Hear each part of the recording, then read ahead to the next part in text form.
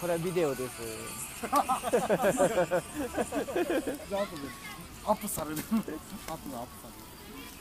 今度は竹さん来寒いのでてください。焚き火してます。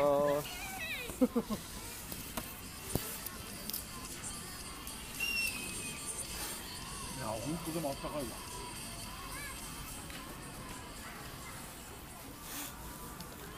こんだけで全然違うもんね。